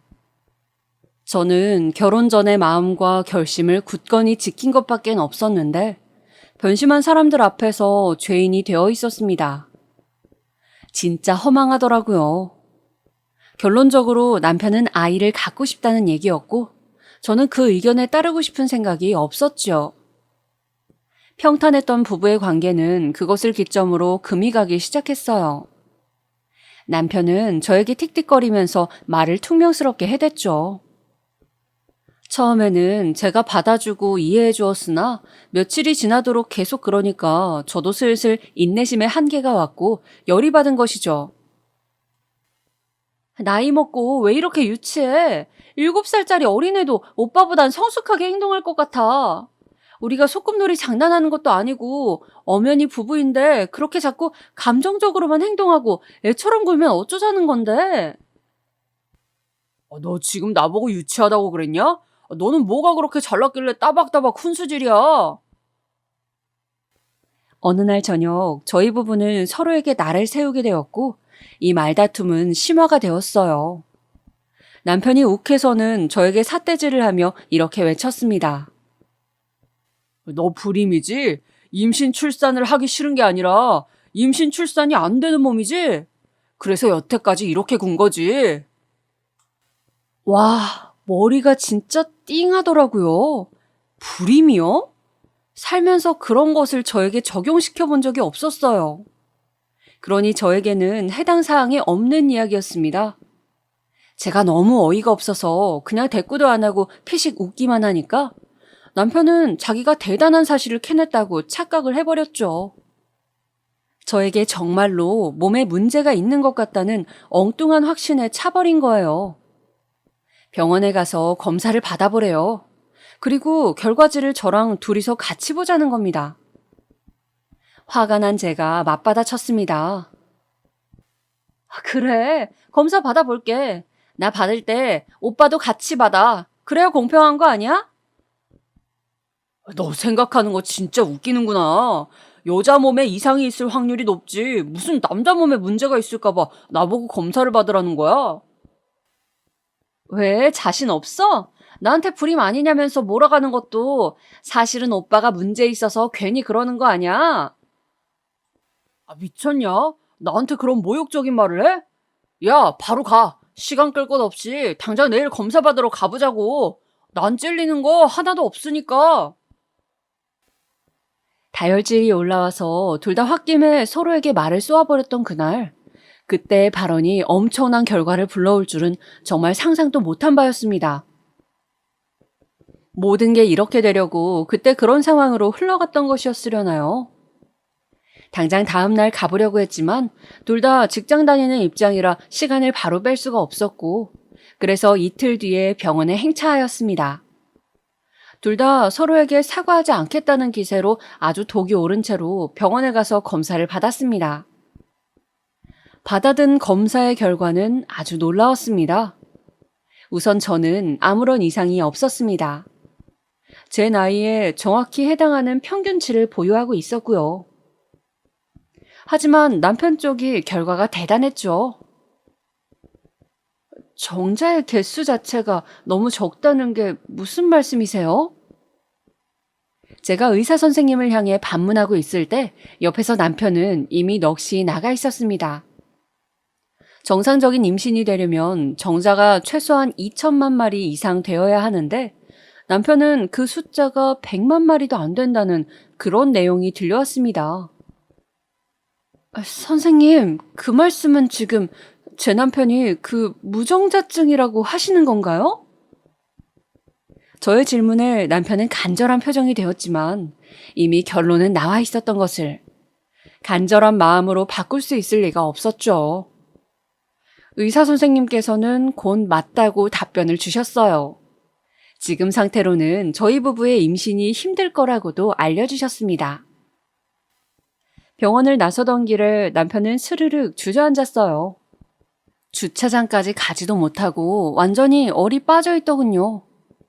생각지도 못한 결과를 받아들어서 놀라고 당혹스러운 건 저 역시도 마찬가지였습니다.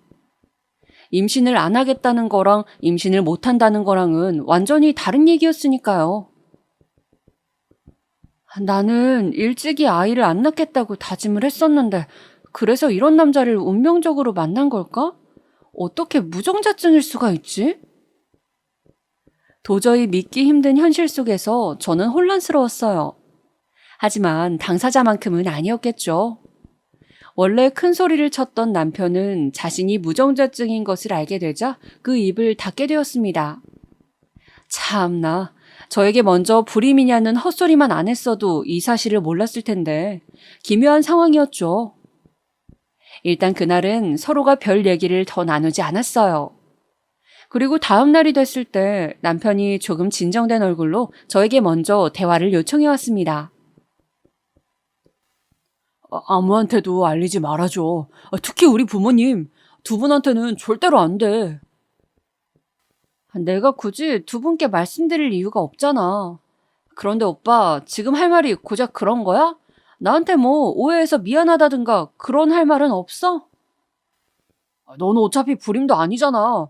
네가 속상한 상황도 아닌데 뭘 사과까지 받으려고 그래? 너야말로 지금 나를 위로해줘야 하는 상황 아니야? 어제부터 너 그런 말은 한마디도 안 하더라. 이러면 안 되는데 정말 남편한테 정이 뚝 떨어지는 걸 느꼈습니다. 인간 대 인간으로 말이죠. 어쩌면 이렇게 멋대가리가 없나 싶었어요. 네가 딩크족으로 살고 싶어 해서 다행이다. 아휴, 어쨌거나 우리 사이에는 아이가 없을 운명이었네. 씁쓸한 표정으로 그렇게 말을 하는 남편이 얄미워 보였던 것은 분명히 제 안에서 정이란 게 확 떨어져서 그랬던 것이겠죠. 남편이 무정자증이란 사실을 알게 된 이후 저는 심란한 마음을 안고 지냈어요. 시어머니께서 저에게 은근한 압박을 하고 계셨거든요. 형님의 예시를 들면서 둘째를 낳을 때보다 첫째를 임신하던 시절이 체력적으로 훨씬 낫다더라. 그러니까 저도 한 살이라도 어릴 때 빨리 임신을 하는 게 좋을 거라는 얘기를 자꾸만 하셨습니다. 저는 그냥 건성으로 상대해드렸어요. 그래봤자 어차피 아이를 가질 생각도 방법도 없으니 시어머니의 그런 노력은 전부 허사였으니까요. 그런 생각으로 시큰둥하게 대응을 해드렸던 것인데 시어머니의 관점에서는 제 대처가 굉장히 거슬리셨나 봅니다. 하루는 작정을 하시고 저를 불러내셨어요. 시어머니와 며느리 둘이서 오붓하게 점심이나 함께 하자고 하시는 겁니다. 한턱 쏠 테니까 몸만 오라고 하도 그러셔서 마지못해 응해드리기로 했어요. 시어머니께서 문자로 식당 주소 남겨주셔서 찾아가 봤더니 고깃집이더라고요. 저는 고기를 안 먹는 채식주의자거든요. 그런데 그 사실을 뻔히 아시는 분께서 웬 고깃집에 저를 불러내신단 말인가요? 들어가기 전부터 기분이 상했는데 그래도 식당 안에 들어가자마자 커다랗게 채소 셀프 코너가 마련되어 있는 게 보여서 안심을 했습니다. 시어머니께서는 먼저 도착하셔서 자리에 계셨고요. 어머님, 웬 고깃집에 저를 부르셨어요? 오늘따라 고기가 잡수시고 싶으셨나 봐요. 나도 좀 먹고 그리고 너도 좀 먹였으면 해서 이리로 불렀지. 여기 생고기가 얼마나 잘 나오는 줄 아니? 너도 여기 걸로 먹어보면 앞으로 고기 안 먹겠다는 생각은 싹 사라질 거다.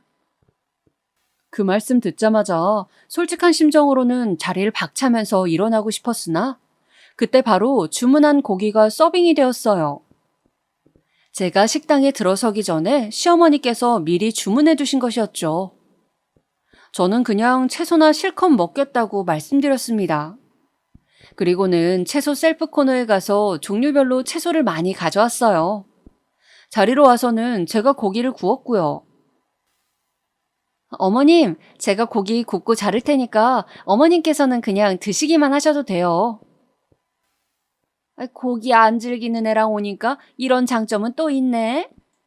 너는 그냥 몇 점 맛만 봐라. 안 즐기는 정도가 아니라 아예 안 먹어요. 저 고기 안 먹는다고 수도 없이 말씀드렸잖아요, 어머님.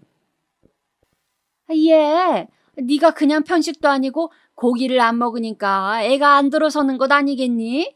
솔직히 말해서 영향이 전혀 없지는 않겠지. 고기를 뒤집던 제가 그 발언 앞에서 멈칫하고 말았습니다. 애를 안 갖겠다고 진작에 말씀을 드려놨던 바였는데 애가 안 들어선다는 말씀은 전혀 상황에 들어맞지 않는 표현이었어요. 이쯤 되면 상대할 가치도 없는 것 같아서 저는 그냥 구운 고기를 시어머니 앞으로 밀어드렸고 조용히 쌈채소랑 밥을 싸먹었습니다. 그렇게 잘 먹고 있었는데 갑자기 시어머니께서 직접 쌈을 싸시더니 저한테 팔을 쫙 뻗으시면서 내가 맛있게 깻잎이랑 상추랑 쑥갓 넣어서 한 쌈을 쌌다. 자, 얼른 먹어봐라. 아! 저한테 입을 벌리라고 하시는 거예요. 저는 제가 먹을 거 한창 싸던 중이었는데 당황스러워서 눈만 크게 뜨고 있으니까 시어머니께서 아예 몸을 일으키시더니 그 쌈을 제 입안에다가 쑤셔 넣으셨습니다. 그건 그냥 넣으신 게 아니라 쑤셔 넣으신 수준이었어요. 그냥 먹으라면 먹을 것이지 뭘 멀뚱히 있어. 시어머니께서는 혀를 끌끌 차셨고 저는 인상을 쓴 채 입에 들어온 쌈을 우물거리다가 문득 고기의 식감을 느끼고 말았습니다. 이 맛은 정확히 고기였어요. 알아차렸을 땐 이미 반 이상 씹은 후라서 어쩔 수 없이 그냥 삼켰습니다. 그랬더니 시어머니께서 작게 박수를 치시더군요. 그래, 잘했다. 그렇게 조금씩 먹기 시작하면 돼. 알았지? 배에 기름칠을 해놔야 애도 잘 들어서는 거야. 너무 그렇게 풀떼기만 먹으면 영양이 부족해서 될 임신도 안 된다고. 그 순간 제 이성의 끈이 뚝 하고 끊어졌습니다. 물로 입안을 헹군 제가 컵을 탁 소리 나게 내려놓고 말씀드렸죠. 어머님, 제가 아이를 못 갖는 게 아니라 안 갖는 것인데 왜 자꾸 말씀을 이상하게 하시죠? 지금 일부러 이러시는 거죠? 그런데 아무리 그러셔봤자 소용없어요. 헛수고 하시는 거라고요. 얘 봐라. 눈 땡그랗게 뜨고 자기 시어머니한테 말을 따박따박. 어쩌다가 우리 귀한 아들이 이딴 심보를 지닌 여자를 만나서 고생을 하는 거야. 너 같은 애한테서 내 손주를 얻지 않는 게 그래 어쩌면 더 나을 수도 있겠다.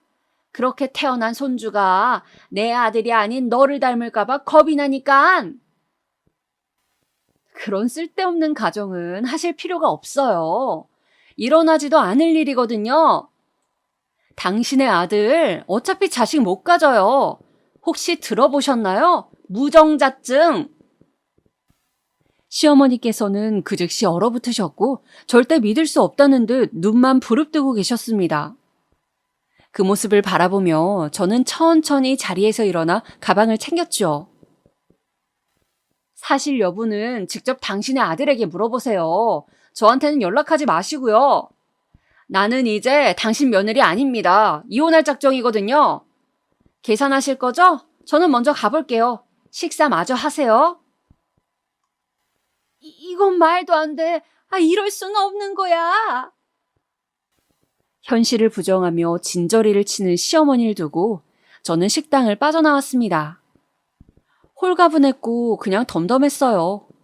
진작 이랬어야 하는데 너무나도 먼 길을 돌아왔다는 생각만 들었네요. 네가 뭔데 우리 엄마한테 내가 무정자증인 걸 까발린 거야?